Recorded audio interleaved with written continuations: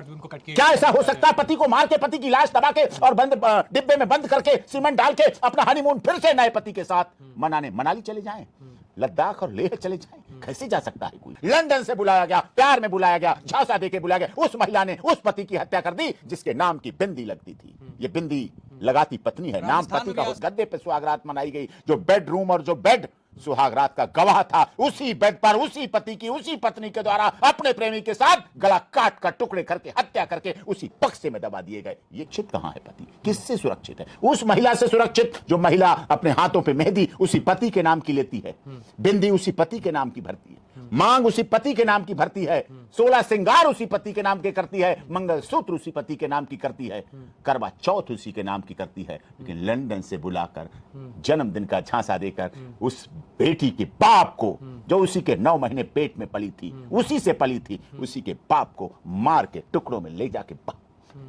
मारा गया। मेरठ, कल की घटना मेरठ नहीं होती, लंदन से बुलाया गया, लंदन से बुलाया गया, प्यार में बुलाया गया, झांसा देके बुलाया गया। उस महिला ने उस पति की हत्या कर दी जिसके नाम की बिंदी लगती थी।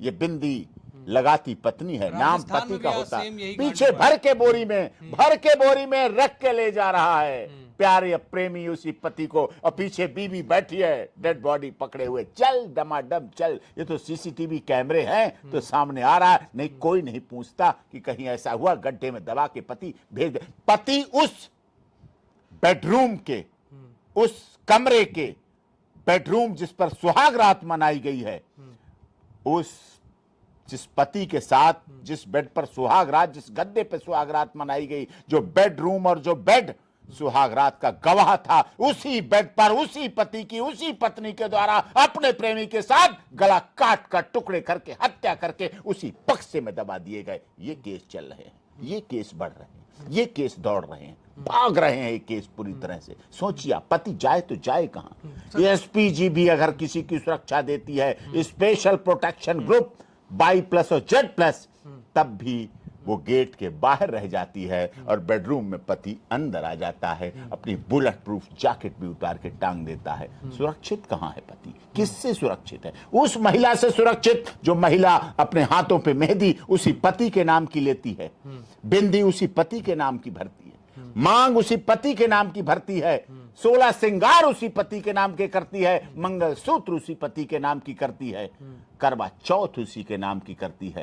लेकिन लंदन से बुलाकर जन्मदिन का झांसा देकर उस बेटी के बाप को, जो उसी के 9 महीने पेट में पली थी, उसी से पली थी, उसी के बाप को मार के टुकड़ों में ले जाके भरा गया। 2 बार प्रयोग किया गया। चाल देखिए, साजिश देखिए कि उस ड्रम में भर के सीमेंट बदरपुर रोड़ी बना के भर के सील कर दिया गया। न पानी बहेगा, न खून बहेगा, न सड़ांद आएगी, न बदबू आएगी। 2 बार चाकू।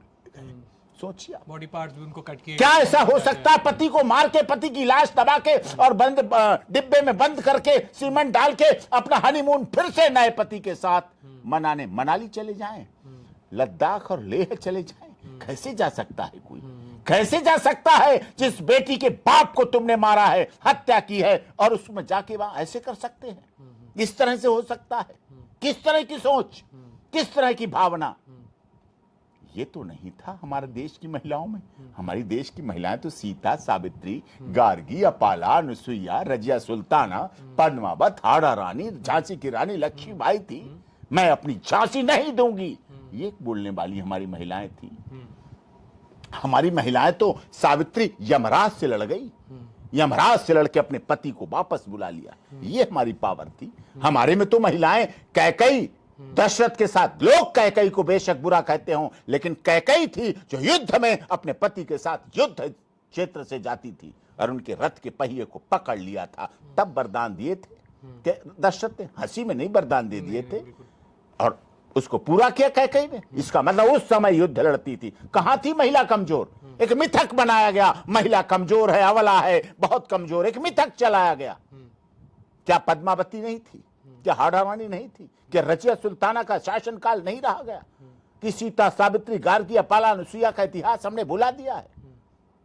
ऐसा तो नहीं था।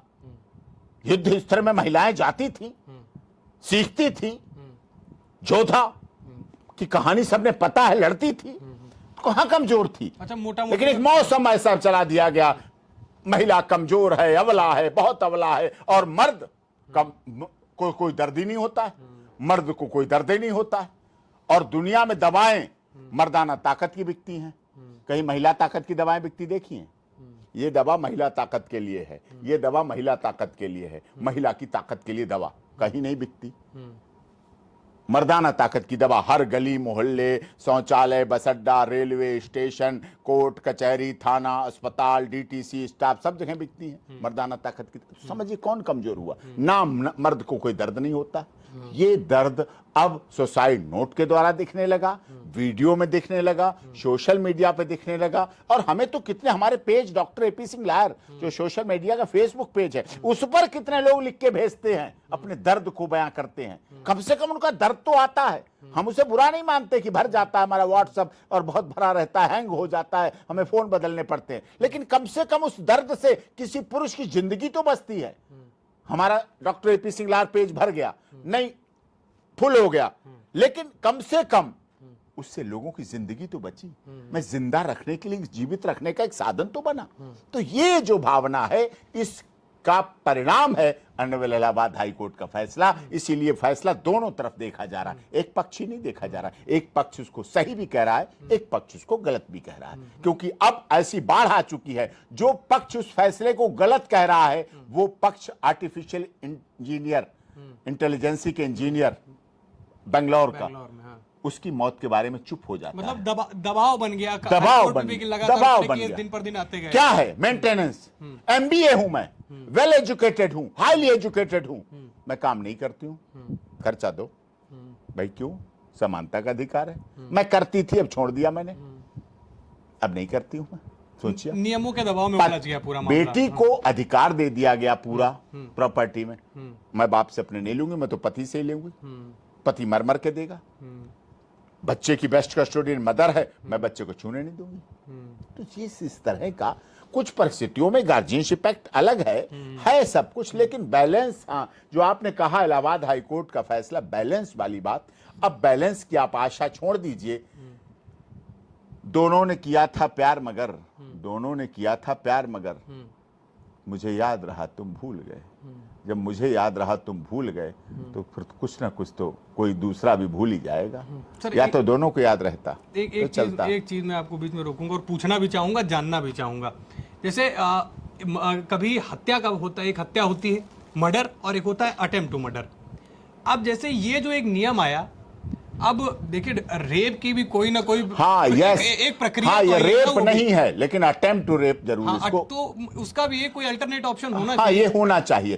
कोर्ट ने जल्दबाजी में इस कानून को बनाने में, पॉक्सो और उसमें सीधे उसे रेप में ही काउंट कर दिया। टच करना भी रेप है, क्योंकि मैंने ऐसा नहीं है। जितना मैंने कोर्ट कहने लगी ऐसा नहीं है साहब, हाथ पकड़ने से और खींचने से और ऐसा करने, it is not a rape. Rape is a sexual intercourse, और सेक्सुअल इंटरकोर्स नहीं दिखाती महिला, होता है, इट इज करेक्ट। क्योंकि प्यार के बिना संबंध नहीं बनते हैं, प्यार के बिना महिला और पुरुष के प्यार के बिना बहुत दोस्ती जल्दी ज्यादा नहीं टिकती है, ज्यादा नहीं चलती है। ये ओए ओए का, ये होटल्स जो कहते हैं, ये इनका क्या है? ये 799, 868, 272, 575, 446 एक घंटे के लिए क्या है? What is the couples? Where जाते हैं? क्या है कपल्स? वहां राखी बंधवाने जाते हैं, भैया दूज करने जाते हैं, कौन सी मीटिंग है साहब? क्या जाते हैं एक घंटे के लिए? क्या है? What is that is a fact.